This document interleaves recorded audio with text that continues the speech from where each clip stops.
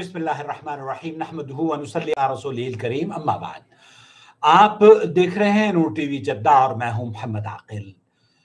ہم live watch together خطبات حرم مکہ مکرمہ کا خطبہ ہم نے گزشتہ کل آپ کی خدمت میں پیش کیا تھا، اور آج ہر ہفتے کو انشاءاللہ تعالی لائیو واچ ٹوگیدر کے سلسلے میں ہم سب مل کر اس چینل پر حرمین کے خطبے سنیں گے اور مستفید ہوں گے. آج کے خطبے کا عنوان ہے حضرت علی رضی اللہ تعالیٰ عنہ کی عظمت اور علی ہی کی زبانی، اور اس خطبے کو ترجمہ کر رہے ہیں حافظ محمد اقبال راشد حفظہ اللہ، اور اس کو ممبر رسول علیہ السلام سے پیش کیا ہے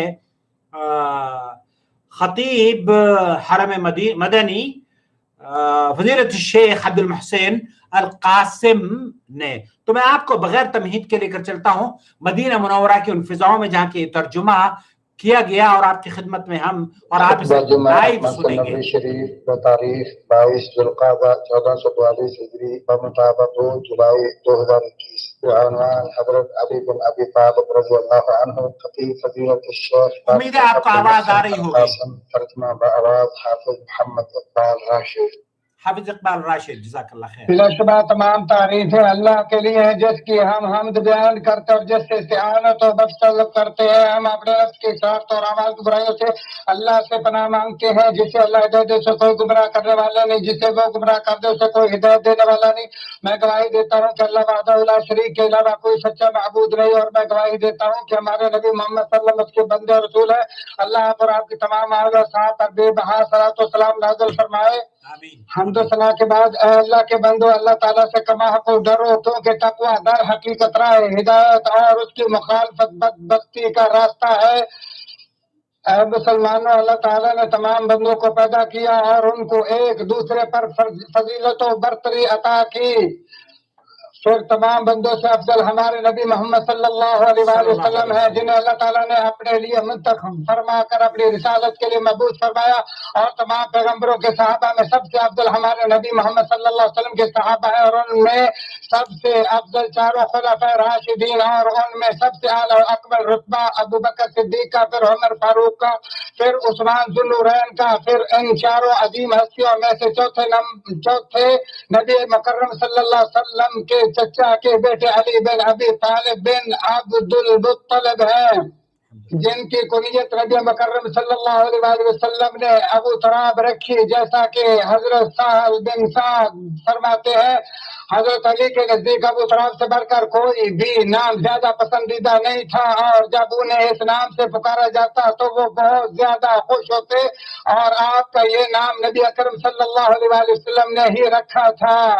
بخاری و مسلم. چونکہ آپ قبل از اسلام رسول خدا صلی اللہ علیہ وسلم کی آغوش میں تھے، لہذا انہوں نے آپ کے گھر میں پرورش پائی، اور 10 سال سے بھی کم عمر میں اسلام قبول کیا. اہل مکہ رسول اللہ صلی اللہ علیہ وسلم کے بارے میں یہ جاننے کے بعد کہ آپ صادق و امین ہیں، آپ کے پاس اپنی امان سے جمع کرواتے تھے. اور جب نبی اکرم صلی اللہ علیہ وآلہ وسلم نے ہجرت کا ارادہ کیا تو آپ نے حضرت علی کو حکم دیا کہ وہ نبی مکرم صلی اللہ علیہ وسلم کے پاس رکھی ہوئی لوگوں کی امانتوں کی واپسی کے لیے مکہ میں آپ کے جانشین بنے. چنانچہ انہوں نے سب امانتیں ان کے مالکوں کے سپرد کرنے کے بعد ہی مدینہ کی طرف ہجرت کی. نبی اکرم صلی اللہ علیہ وسلم حضرت علی کی شادی اپنی صاحبزادی حضرت فاطمہ رضی اللہ تعالیٰ سے کی، اور اس کی شادی کی تیاری میں ان کی بھرپور مدد فرمائی. نبی اکرم صلی اللہ علیہ وسلم نے آپ کو کئی بار جنت کی بشارت دی اور بتایا کہ آپ کو شہید کیا جائے گا، اور یہ کہ آپ اللہ اور اس کے رسول سے والانہ محبت کرتے ہیں، اور اللہ اور اس کا رسول آپ سے پیار کرتے ہیں. اور در حقیقت وہی مومن ہے جو نبی اکرم صلی اللہ علیہ وسلم کا سچا تابع دار ہو. جیسا کہ خلیل علیہ السلام نے فرمایا، جس نے بھی میری تابع داری کی وہ مجھ سے ہے. نیز ایمان علی کی گارنٹی کے طور پر نبی اکرم صلی اللہ علیہ وسلم نے ان سے فرمایا، تو مجھ سے اور میں تجھ سے ہوں. بخاری شریف. چونکہ تمام مومن اللہ اور اس کے رسول سے عداوت و دشمنی سے پاک دوستی کرتے ہیں، لہذا نبی مکرم صلی اللہ علیہ وسلم نے بتایا کہ بلا شبہ علی بھی انہیں مومنوں میں سے ہے جو اپنی باقی دوستی کے ساتھ ساتھ ان کے بھی دوست ہیں، جیسا کہ فرمایا جس کا میں دوست ہوں علی بھی اس کا دوست ہے۔ ترمذی شریف۔ شیخ الاسلام رحمہ اللہ فرماتے ہیں یہ حدیث علی کے ایمان باطنی کا ثبوت ہے، اور جب یہ آیت نازل ہوئی کہ آپ کہہ دیں کہ آؤ ہم تم اپنے اپنے فرزندوں کو بلا لے، تو رسول اللہ صلی اللہ علیہ وآلہ وسلم نے علی، فاطمہ اور حسن و حسین کو بلایا اور فرمایا ہے اللہ یہ میرے اہل خانہ ہیں۔ مسلم شریف۔ یعنی علی سے محبت ایمان کی اور ان سے بغض نفاق کی نشانی ہے۔ حضرت علی رضی اللہ تعالیٰ نے فرمایا کہ اس ذات کی قسم جس نے دانے کو اگایا اور روح کو پیدا کیا، امی نبی کا میرے ساتھ یہ عہد ہے کہ میرے ساتھ سوائے مومن کے کوئی محبت نہیں کرے گا اور سوائے منافق کے کوئی بغض نہیں کرے گا۔ مسلم شریف۔ اور یہ نبی مکرم صلی اللہ علیہ وسلم کے اس فرمان کے مشابہ جس میں آپ نے فرمایا انصاف سے مومن کے سوا کوئی محبت نہیں کرتا اور منافق کے سوا کوئی بغض نہیں رکھتا۔ بخاری و مسلم۔ جس نے علی سے محبت کی اور اس سے محبت کی جو علی سے بھی زیادہ محبت کا حقدار اور مرتبے میں اونچا جیسے باقی تینوں خلفائے راشدین، تو اس نے ایمان کے شعبوں میں سے ایک شعبہ کو پا لیا، اور جس نے حضرت علی رضی اللہ تعالیٰ عنہ یا ان سے بھی افضل صحابہ میں سے کسی ایک سے بغض و عداوت کی، وہ نفاق کے شعبوں میں سے ایک شعبے میں مبتلا ہو گیا۔ نبی مکرم صلی اللہ علیہ وآلہ وسلم کے عام پیغامات پہنچانے میں حضرت علی رضی اللہ عنہ کئی مرتبہ آپ کے قائم کر ہوئے، جبکہ آپ نبی اکرم صلی اللہ علیہ وسلم نے بعض خاص امور کو بھی ان کے سپرد کیا۔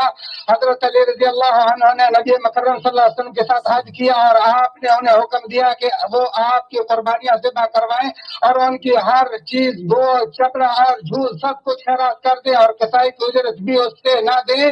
ایک دن مرد موت میں نبی اکرم صلی اللہ علیہ وسلم کو جب کچھ افاقہ ہوا تو آپ اپنے چچا عباس بن عبد المطلب اور علی بن ابی طالب رضی اللہ عنہما کے سہارے بعد نکلے، اور جب آپ کی وفات ہوئی تو حضرت علی بھی ان سب اقربا کے ہمراہ تھے جنہوں نے آپ کے غسل اور دفن کی ذمہ داری سنبھالی۔ آپ جرأت و بہادری اور یلغار میں بہت مشہور تھے۔ نبی مکرم صلی اللہ علیہ وآلہ وسلم کے ساتھ تمام جنگوں میں شریک جہاد ہوئے اور بہت سے مقامات پر نبی اکرم صلی اللہ علیہ وآلہ وسلم نے آپ کو جھنڈا بھی عطا کیا۔ جنگ بدر میں کافروں کے ایک سردار ولید بن عتبہ نے اب اپنی بہادری کا مظاہرہ کرنا چاہا تو اس کے مقابلے کے لیے حضرت علی بن ابی طالب میدان میں اترے اور اس کا کام تمام کر دیا، جبکہ اس وقت آپ کی عمر صرف 20 سال تھی، اور جنگ احد میں جب مسلمانوں کو شکست کا سامنا ہوا تو اس وقت بھی حضرت علی ثابت قدم رہے۔ جنگ خندق میں عمر بن ود مقابلے کے لیے میدان میں نکلا جو مشرکین کا ایک بہت بہادر آدمی تھا اور لوگ جس کا مقابلہ کرنے سے ڈرتے تھے، تو اس کے مقابلے کے لیے حضرت علی نکلے اور اسے ہلاک کر دیا۔ صلح حدیبیہ میں شریک ہوئے اور دیگر صحابہ کے ساتھ درخت کے نیچے نبی اکرم صلی اللہ علیہ وسلم کے ہاتھ پر جان کی بازی لگانے کے لیے بیعت کی، اور آپ وہی شخصیت ہے جنہوں نے نبی مکرم صلی اللہ علیہ وآلہ وسلم اور اہل مکہ کے مابین صلح نامہ تحریر فرمایا تھا، اور آپ نے جنگ خیبر میں جھنڈا نبوی تھاما اور یہودیوں کے سردار پر آپ کا سر قلم کر کے اس قلعے کو فتح کر لیا جس کی فتح لوگوں پر دشوار ہو چکی تھی۔ اسی طرح فتح مکہ اور جنگ حنین میں بھی شریک ہوئے۔ حضرت انس رضی اللہ تعالی عنہ فرماتے علی بن ابی طالب نبی اکرم صلی اللہ علیہ وآلہ وسلم کے سامنے سب سے بڑھ کر جنگجو تھے، یعنی جنگ حنین میں، اور آپ کی امانت داری کو دیکھتے ہوئے جنگ تبوک کے موقع پر نبی اکرم صلی اللہ علیہ وآلہ وسلم نے انہیں مدینے میں اپنا جانشین مقرر کیا اور ان سے کہا کیا آپ نہیں چاہتے کہ تم میرے نزدیک اس درجے پر فائز ہو جس درجے پر موسیٰ علیہ السلام کے نزدیک ہارون تھے، یعنی نبوت میں نہیں بلکہ صحبت اور رتبے کے لحاظ سے۔ بخاری و مسلم۔ وفا شعری، حسن اخلاق اور کریمانہ صحبت کے حامل، اپنے سے پہلوں کی خوبیوں کو معترف، اپنے کھولا پاک عزت و توقیر کرنے والے اور ان سے محبت کا اظہار کرنے والے تھے۔ چنانچہ انہوں نے نبی اکرم صلی اللہ علیہ وسلم کی وفات کے بعد ابوبکر صدیق رضی اللہ عنہ کی بیعت کرنے میں بہت جلدی کی اور پھر عمر عثمان کی خلافت کے سلسلے میں ان کی بیعت کی۔ اور پھر فتاوی جنگوں اور رعایا کے فیصلوں میں ان تینوں کے بہترین وزیروں اور مشیر تھے۔ حضرت علی رضی اللہ عنہ نے فرمایا بلا شبہ رسول اللہ صلی اللہ علیہ وسلم نے ابو بکر کو مسلمانوں کے دین کی ذمہ داری سونپی اور مسلمانوں نے انہیں اپنی دنیاوی ذمہ داریاں سونپ دی۔ اپنی صاحبزادی ام کلثوم کی شادی عمر بن خطاب رضی اللہ عنہ سے کی، اور جب عمر فوت ہوئے تو حضرت علی رضی اللہ عنہ نے فرمایا اب آپ اللہ آپ پر رحم کرے، اللہ کی قسم رسول اللہ صلی اللہ علیہ وسلم کے بعد آپ سے بڑھ کر کوئی شخص ایسا پسندیدہ نہیں کہ جس کا نام اعمال اللہ کے سامنے پیش ہو۔ اسے احمد نے روایت کیا ہے۔ حضرت علی رضی اللہ تعالیٰ عنہ سے متواتر مروی ہے کہ آپ نے کہا فرمایا کرتے تھے نبی کے بعد اس امت کی سب سے افضل ہستی ابو بکر پھر عمر ہے، اور عثمان رضی اللہ عنہ سے ہمیشہ محبت و تعظیم کا معاملہ کرتے اور کہتے تھے عثمان اگر مجھے سرار مدینے کی ایک بلند جگہ کی طرف روانہ کرے تو میں ان کا حکم ضرور سنوں گا اور اطاعت کروں گا۔ حضرت عثمان رضی اللہ عنہ کی شہادت کے بعد حضرت علی سے بڑھ کر کوئی شخص خلافت کا حقدار نہیں تھا، لہذا مسلمانوں نے آپ کو پسند کیا اور آپ کی ہی بیعت کی۔ حضرت عثمان رضی اللہ عنہ کی شہادت کے بعد سب مسلمان آپ کی فضیلت و ترجیح کے معترف تھے، اور آپ کے دور خلافت میں کوئی بھی آپ کا ہم پلہ صحابی باقی نہ رہا۔ حضرت عثمان کی شہادت کے دن حضرت عائشہ رضی اللہ تعالیٰ عنہ عبداللہ بن بدیل سے کہا حضرت علی کے ساتھ ڈٹ جاؤ، کیونکہ اللہ کی قسم انہوں نے کبھی دین میں رد و بدل نہیں کیا۔ اسے ابن ابی شیبہ نے رد کیا۔ آپ نے لوگوں کو عدل و انصاف فراہم کیا، کتاب و سنت پر ہمیشہ ڈٹے رہے، اپنے سے پہلے خلفاء راشدین کی سنت کی جستجو میں رہتے اور مخالفت کے بجائے اس کی پیروی کرتے تھے۔ ابن بطہ رحمہ اللہ فرماتے ہمیں معلوم نہیں کہ تمام مسلمانوں میں سے کسی ایک بھی اہل علم نے روایت کی ہو کہ حضرت علی رضی اللہ عنہ نے ابو بکر عمر اور عثمان کے فیصلوں میں سے کبھی کسی چیز کی مخالفت کی ہو۔ حضرت علی رضی اللہ تعالی عنہ بہت بڑے عالم دین اور مفتی تھے، جیسا کہ ابن عباس رضی اللہ عنہ فرماتے جب کوئی ثقہ راوی ہمارے سامنے حضرت علی کا فتویٰ بیان کر دیتا تو ہم کبھی اس کی مخالفت نہیں کرتے تھے۔ نووی رحمہ اللہ فرماتے کبار صحابہ کا حضرت علی سے سوالات پوچھنا، مشہور ترین الجھے ہوئے مسائل اور آپ کے اقوال و فتویٰ کی طرف بہت سے مقامات پر ان کا رجوع کرنا ثابت ہے۔ حضرت علی رضی اللہ عنہ ناقابل حل جھگڑوں کا فیصلہ کرنے والے جج، بلکہ تمام صحابہ سے بڑھ کر فیصلہ کرنے والے اور ان سب سے زیادہ تنازعات کی فرق میں باریک بین تھے۔ نبی اکرم صلی اللہ علیہ وسلم نے آپ کو اہل یمن کے لیے جج بنا کر بھیجا، اور عمر رضی اللہ تعالیٰ عنہ کہا کرتے تھے علی ہم سب سے بڑھ کر فیصلہ کرنے والے ہیں۔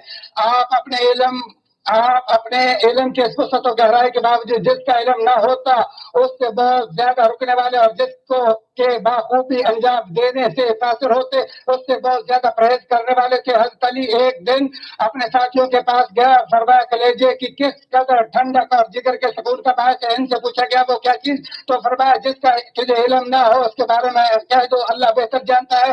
اور نبی اکرم صلی اللہ علیہ وسلم حضرت علی کو امت سے ہٹ کر کسی علم کے ساتھ مخصوص نہیں فرمایا، جیسا کہ ابو جہیفہ رضی اللہ عنہ سے بروی ہے، وہ کہتے ہیں میں نے علی رضی اللہ تعالیٰ عنہ سے پوچھا آپ کے پاس وحی کا کوئی ایسا علم ہے جو کتاب اللہ میں موجود نہ ہو، تو انہوں نے کہا اس ذات کی قسم جس کے دانے کو اگائے بڑھنے والا نہیں ہو۔ بخاری شریف۔ آپ انتہائی ایماندار اور نبی کریم صلی اللہ علیہ وسلم کے حدیث بیان کرنے میں بہت محتاط تھے۔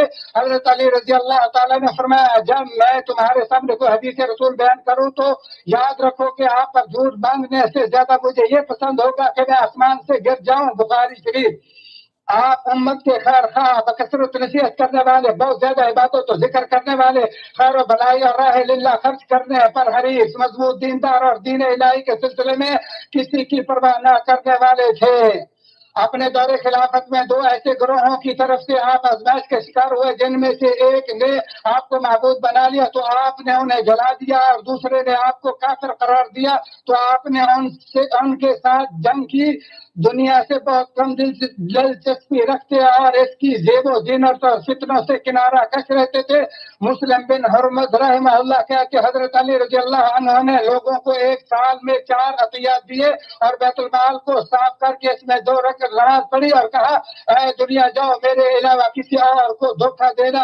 آپ کی بہادری اور مضبوط خودداری کی وجہ سے خوارج آپ کو بلا دھوکہ قتل نہ کر سکے، اور آپ نماز فجر کے لیے گھر سے نکل رہے تھے کہ انہیں شہید کر دیا گیا، اور آپ نے متاع دنیا سے کوئی چیز ترکے میں نہ چھوڑی۔ حضرت علی رضی اللہ تعالیٰ عنہ کی شہادت کے بعد حضرت حسن بن علی رضی اللہ عنہ کہتے ہیں اپنے گھر کے ملازم کے لیے عطیہ کے طور پر سنبھالے گئے 700 درہم کے علاوہ حضرت علی رضی اللہ عنہ نے کوئی درہم اور دینار نہ چھوڑا۔ اسے حاضر روایت کیا۔ ایک تمام تر تفصیل کے بعد مسلمانوں صحابہ سے محبت کرنا دین بھی ہے اور نیکی بھی، اور جتنی بھی خیر و بھلائی مسلمانوں کو نصیب ہے وہ سب کی سب انہیں صحابہ کی بابرکت کردار کی بدولت ہے جنہوں نے دین کی تبلیغ کی، اور اللہ تعالیٰ نے جو فضائل خلفاء راشدین کے لیے خاص کیے ہیں وہ ان کے علاوہ کسی کو نصیب نہیں ہوئے، جن کے لیے نبی اکرم صلی اللہ علیہ وسلم نے رشد و ہدایت کا سرٹیفکیٹ پیش کیا اور ان کی سنت کی پیروی اور ان کے طریقے کو اپنانے کا حکم دیا، اور جن میں فرشت ان کے امام ابو بکر، پھر عمر، پھر عثمان، پھر علی رضی اللہ عنہ میں، اور تمام صحابہ کرام کی خیر و خوبی بھی خلفاء راشدین کی خیر و خوبی کے ماتحت ہے۔ جیسا کہ ابن مسعود رضی اللہ عنہ فرماتے ہیں ایسی قوم جسے اللہ تعالیٰ نے اپنی نبی کی صحبت اور اقام دین کے لیے چنا، تم ان کے مقام و مرتبے کو پہچانو، ان کے نقش قدم پر چلو اور حتی المقدور ان کے دین و کردار پر کاربند رہو، کیونکہ وہ بلا شبہ راہ راست پر گامزن تھے۔ اور جس نے صحابہ کے ساتھ محبت کی اس کا ماستر بھی انہیں کے ساتھ ہوگا، چنانچہ صحابہ کی حمایت، دفاع، تعریف اور ان کی پیروی کرنا بھی ان سے محبت کا حصہ ہے۔ اعوذ باللہ من الشیطان الرجیم۔ سابق و مقدم انصار و مہاجرین اور نیکی میں ان کے پیروکار لوگ، ان سب سے اللہ راضی اور وہ اللہ سے راضی ہو گئے، اور اللہ تعالیٰ نے ان کے لیے ایسے باغات تیار کر رکھے جن کے نیچے نہریں جاری ہوں گی اور جن میں وہ ہمیشہ ہمیشہ رہیں گے، اور یہی عظیم کامیابی اللہ تعالیٰ میرے اور آپ کے لیے قرآن عظیم کو بابرکت اس کے آیات و ذکر ہر حکیم کو نفع بخش بنائے۔ اسی پر اکتفا کرتے ہوئے اپنے، تمہارے اور تمام مسلمانوں کے لیے اللہ سے بخشش مانگتا ہوں، تم بھی اسی سے بخشش طلب کرو، بلا شبہ وہی غفور رحیم ہے۔ آپ سن رہے ہیں مسجد نبوی کے خطبے کا ترجمہ کر رہے ہیں حافظ محمد اقبال راشد حفظہ اللہ۔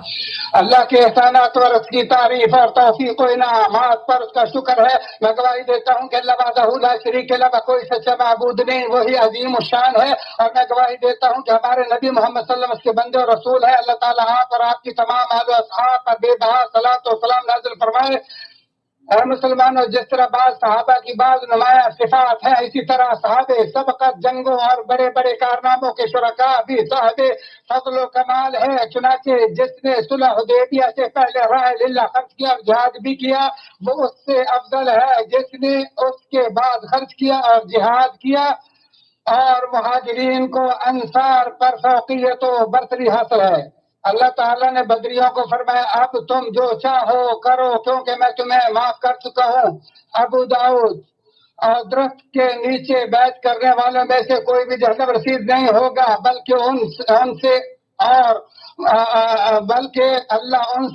وہ اللہ سے راضی ہو چکے ہیں۔ اور صلح حدیبیہ کے شرکاء کے بارے میں نبی اکرم صلی اللہ علیہ وسلم فرمایا آج تم سب زمین والوں سے افضل ہو۔ مسلم شریف۔ اللہ تعالیٰ نے تمام صحابہ سے جنت کا وعدہ کرتے ہوئے فرمایا تم کے لیے شاندار نتیجے کا وعدہ ہے۔ اللہ تعالیٰ پھر جان لو کہ بے شک اللہ تعالیٰ نے تم کو اپنے نبی صلی اللہ علیہ وسلم پر درود سلام بھیجنے کا حکم دیا، اور اللہ تعالیٰ نے قرآن حکیم میں فرمایا بے شک اللہ تعالیٰ اور اس کے فرشتے نبی صلی اللہ علیہ وسلم پر درود بھیجتے ہیں۔ ایمان والو تم بھی آپ صلی اللہ علیہ وسلم پر درود سلام بھیجو۔ یا اللہ اپنے پیارے محبوب پر صلاۃ و سلام نازل فرما، اور خلفاء راشدین دیگر تمام صحابہ سے راضی ہو جا جو عدل و انصاف اور کتاب و سنت کی بالادستی کے لیے بات کرتے تھے۔ اے اللہ اسلام اور اہل اسلام کی مدد فرما، اور اسلام کے مخالف اور اہل شرک و بدعت کو نیست و نابود فرما۔ اے اللہ ہمارے حاکم کو اور اس کے نائب کو اپنی مرضی اور اپنی رضا اور خوشنودی کے کام کی توفیق عطا فرما، اور اسے مسخر فرما کار خیر کے لیے۔ بلا شبہ اللہ تعالیٰ تم کو عدل و انصاف کا حکم دیتا ہے اور بے حیا برائی سے رکنے کا آرڈر دیتا ہے۔